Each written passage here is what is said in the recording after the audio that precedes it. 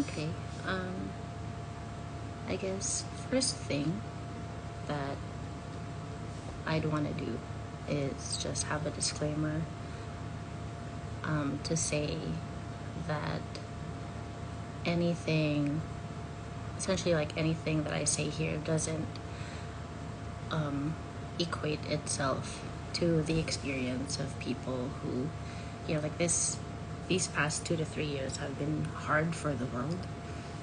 And, people have gone through very real grief, very real incapacitating illness, and life experiences. And I don't in any way want people to think that I am ungrateful for what I do have and experience. My family and I, for the most part, are healthy and whole. And, we have a comfortable shelter. We have food on the table. I have a job that, I love. It's a great job. So there are things that, I am able to, there are things that I'm able to sort of experience that I know that I'm very lucky to have. So I'm grateful for those. But I just, in a way, this is like a life update. The last time that I did this was 2 years ago. I turned 38, and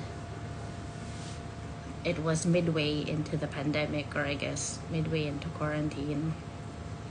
And yeah, I was just throwing caution to the wind and wanted to sort of have a marker about where my life was at that time, and was trying stuff out. And so here, though, now I turned 40 5 days ago, and it's a wonder. I've wanted to do this for a while, and it's a wonder that it took me 5 days before I did this video, because I did really want to mark my 40th birthday. But I had to catch up with work, and I just wanted to chill. So today it just so happens that I have, like, my kid has a school event, so I had, I'm able to sort of have a more relaxed day, and I wanted to do this video today. So this is like a life update of where I'm at. So 2 years after the last time that I did this kind of birthday video live thing. Because last year I actually did, so weirdly enough, like the most that I could muster last year was a get ready with me video, which was really funny. It was just me putting on makeup. That was still fun though. Yeah. And then, so I wanted to start with giving a review of, so the last time that I did this, I was actually following a certain type of questionnaire. I was trying to figure out certain things in life at that time, and I was following this influencer's how to unpotato yourself. Obviously, I felt like a potato. Maybe I still feel like that now. No, not really. I feel like right now I'm definitely in a healthier and happier place than I was 2 years ago. So yay. But first, a review of that how to unpotato thing. It wasn't that effective, and I'll give the reasons why.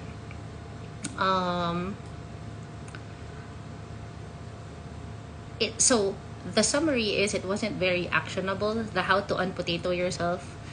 Even after doing the exercise, I followed everything, but then I didn't really know how to apply it. So it was more of a reflection thing, which maybe I needed at that time, but I didn't really know what to do with it. So that was like the bad part. The only thing that I took away is that it had this really good exercise. You guys can Google it if you wanted to, how to unpotato yourself, but it didn't work for me.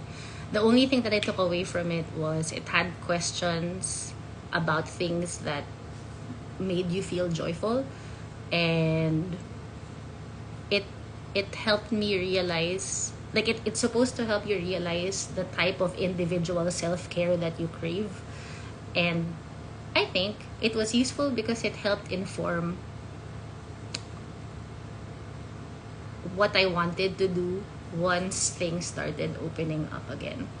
So that was fun. Like it helped me realize, oh, these are the things that I miss, or things that I missed doing during quarantine, and now that things are opening up, I'm able to do them again. Yay. So that was like the most actionable part for me from that exercise. And then I can barely remember the rest. And then I think the frustrating thing about the whole how to unpotato yourself exercise was that there was a part on mindsets, like mindsets that are supposed to, you're supposed to change, blah blah blah. But I didn't understand, like, okay, I figured out the unhelpful mindsets, or I figured out how to maybe transform the mindset, but it felt very detached from day-to-day life. So that was my frustration with it. But yeah, so just to share, what actually did work for me in the past year was I started doing time blocking. That helped a lot.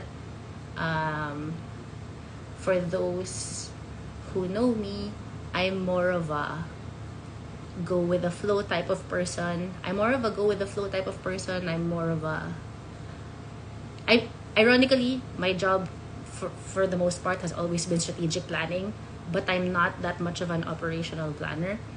I know that about myself. I think I'm embracing that about myself now. Um, but yeah, so the time blocking, and like the whole, I actually bought a planner. So tried to read the book, but what really helped me was I actually literally bought the physical copy of a time block planner, and it helped give me clarity and also a level of momentum. Um, it helped me have a grasp of how much time you really have in a day and how you want to spend it. So that helped me quite a bit in the past year. Again, more than the whole, oh, how to unpotato yourself, helpful unhelpful mindsets. So that's that. Yeah. And then, so after that review of things that worked for me or didn't work for me in the past year, I think I wanted to share,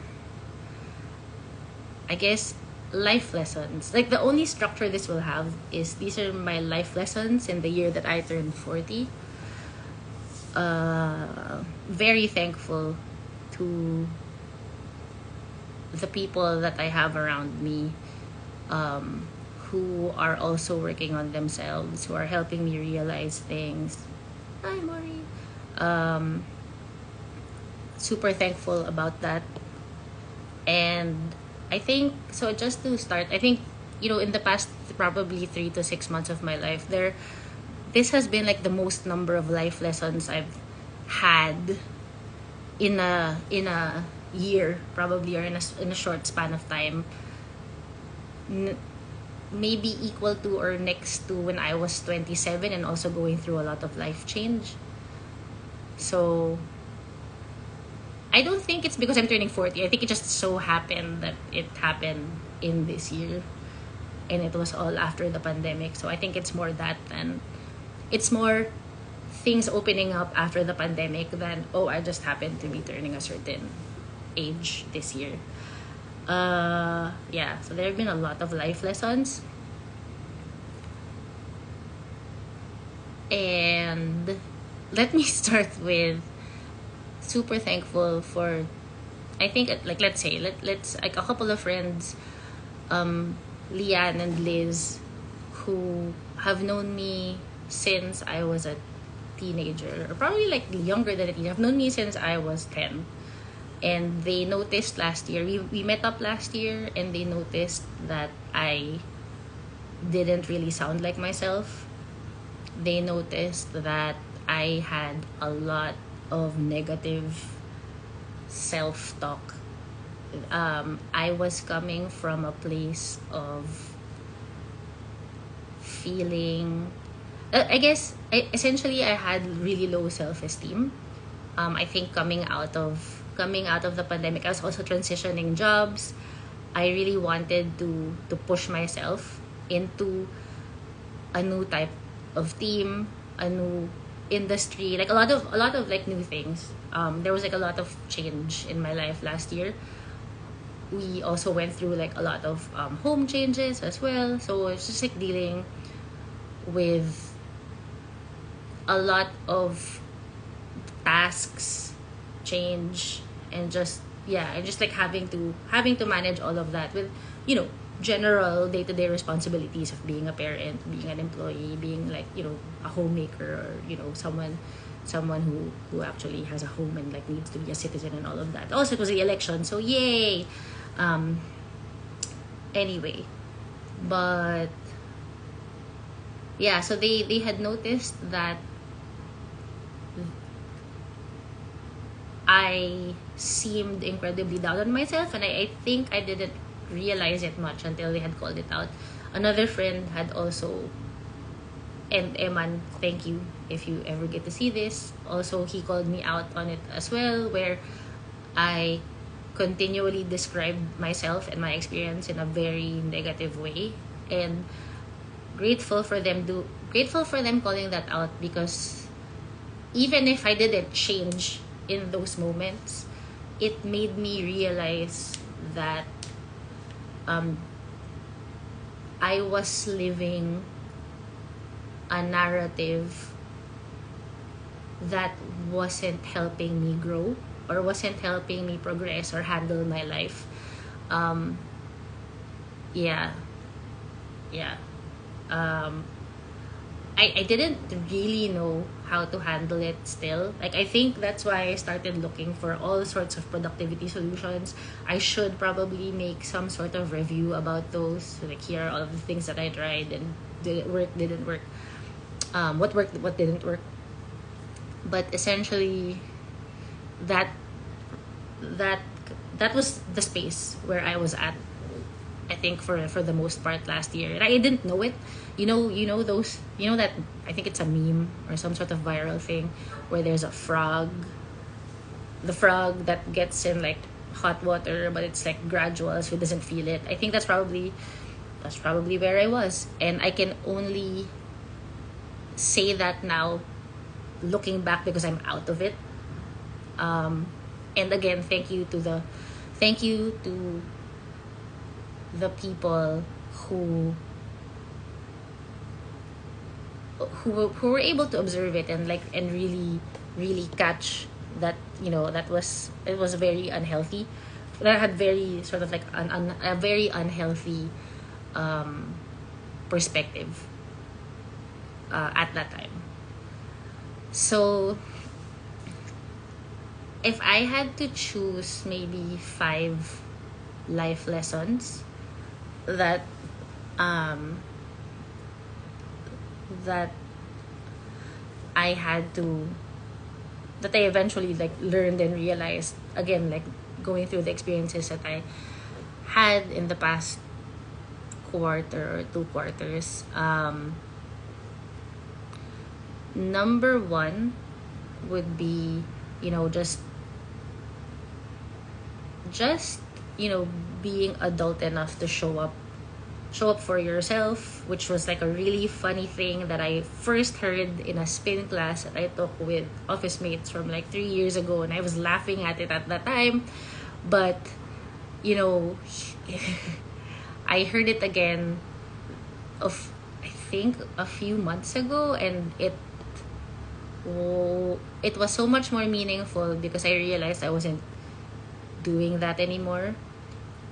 Shout out to my incredible managers who both embody, and also, like, they embody, but they also are able to articulate that everyone really has like down moments, everyone fails, but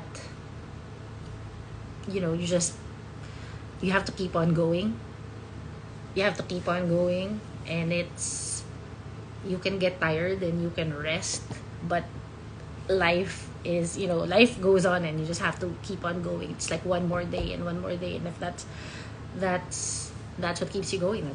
So again, like, I guess that's where the time block planner comes in, because it helped me make things more concrete. I was, I think getting drowned in a lot of goals and tasks and all these things that I was getting probably really overwhelmed. Um, the second lesson that I really had to learn was owning my experience. It's weird because I've always felt like that was something I believed in. Um, something that I've wanted. It's something I cared about. Something I cared about enough to want other people to do as well. It's like, don't be afraid of what you've gone through. You have to be able to you have to be able to maximize like that experience and like transform it into something that is uniquely yours. And I lost it, along the way. I couldn't i didn't essentially just did stop. I Yeah, that's all. I'm just gonna say that I guess I already talked about it earlier, where yeah, there was like a lot of negative self-talk, and I think in all parts of my life, I just needed to accept that more. Like, this is what I'm good at, this is what I'm not good at. How do I now deal with it? Just, be able to sort of take a step back and appreciate what I bring to the table. Yes. Yes. Yeah. Um the the next like lesson I think that I needed to learn, or that I learned, is any type of like life relationship is really about trying. Any form of like loving a thing, or like a being, is about trying, even when it's hard. I realized, so this was like a big thing that I realized. I've developed a lot of defenses about interests, rejection, where, oh, like, this isn't really working out for me, and I pull away. That's my default. um I've had to work on that, where, like, I had to dig deep and see, like, what is this trying to protect me from? Why am I pushing things away? And yeah, it's because I'm afraid of feeling rejected. So yeah, and that's not how responsibilities work. That's not how, yeah, like, that's not how maturity works, essentially. So yes, yes, it's not like I didn't know this before. But yeah, I only really learned it at 39. There was this other thing that I learned at 39. I have to remember it later, but it was like a funny thing. It's like, I can't believe I was 39 when I learned. Anyway, so following the theme as like an offshoot of owning your experience, it's also about really knowing your worth. So why is this lesson different from that second one? Because I think knowing your worth really is more about standing your ground. And again, this is like just in general in life. And I guess I didn't have enough mental or emotional bandwidth last year to do that. I thought I was being open and democratic and, you know, all of that. But yeah, like, along the way, it also whittled away at my understanding of what makes me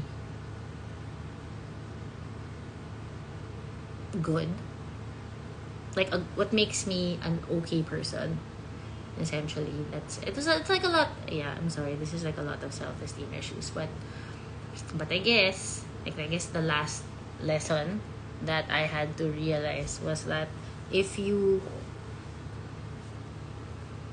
so if that was the space that I was in, I think what I had to really realize was that if you are neglecting yourself, then you're unable to be present for others, in a sustainable way. What I really felt like was I was just,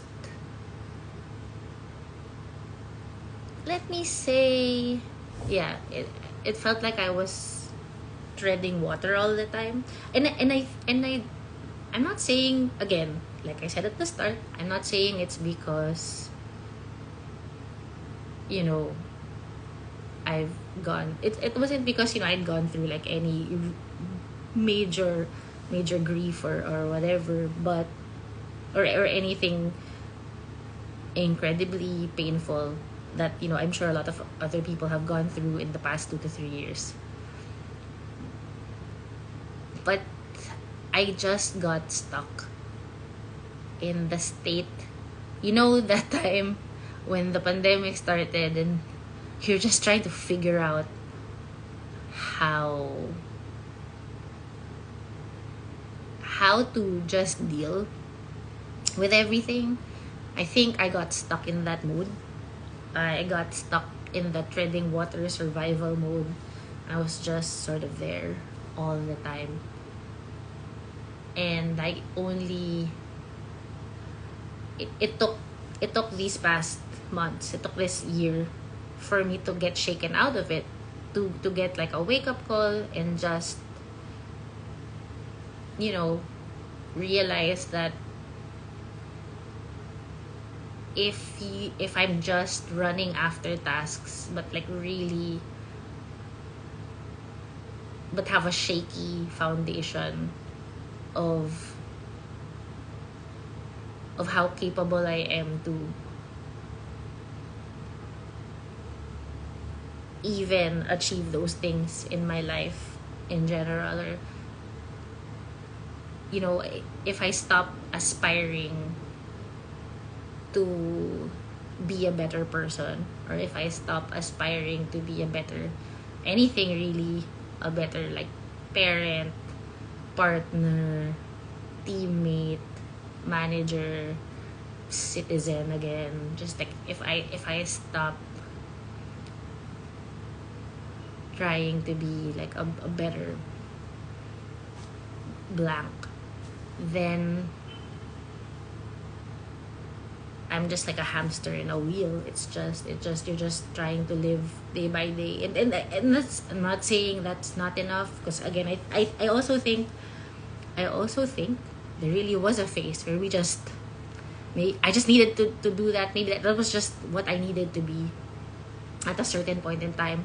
But I'm super grateful for the people in my life and the things that happened that shook me out of it and just made me remember that, you can dream again, you can try for things again, you can be ambitious, you're a certain type of person again. And this is not just like work, but if for the for my friends and family who can see like the stories that I have been doing more stuff that I love again. It's giving myself that space, to explore those things and do them and enjoy and just celebrate life. I guess I think that's the thing. It's like celebrating life, celebrating the people we love. That's kind of where I'm at. I'm thankful to my friend, thankful to B for also working on himself and also just expressing and articulating, what he's thinking and where he's at as well. So these things have been helpful. I've appreciated This year has made me appreciate like the village of love that we have.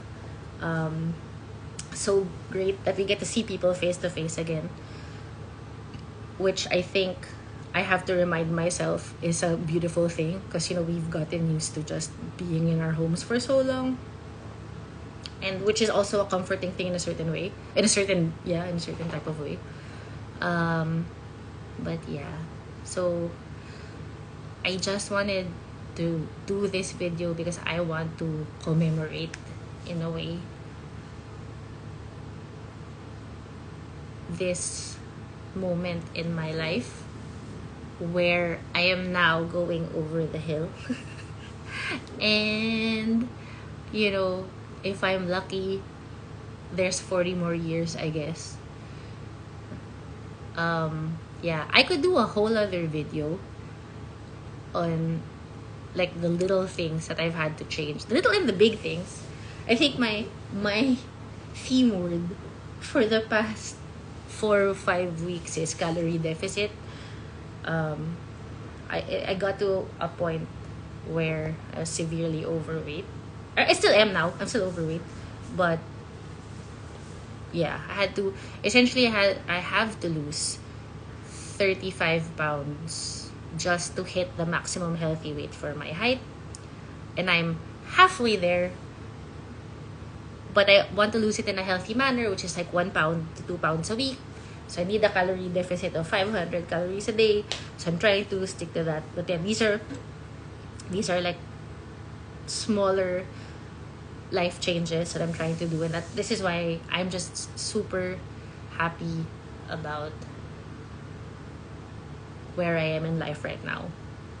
There was a probably like the worst kind of 3 week run of things that could happen to me all around. No, well, again, not worst, but bad things that happened to me for a while. Um, but yeah, I mean, I realized it just made me learn a lot of things I needed to remember about life and about myself. So ironically, those just made me more confident, and yeah, more confident, probably just like more um what's the word I'm looking for? Not really on top of things, but more self-actualizing, to use a term that I really only learned in college. But yeah, essentially believing that I can do things. But it was just a lot of little things that I had to learn through this year. Yeah. And hopefully, I get to watch this video 40 years later and look back and think, this was a good and educational, insightful moment in my life, like this year. So yeah, I think that wraps up my 40th birthday video. Yes, to yeah, there. Thank you.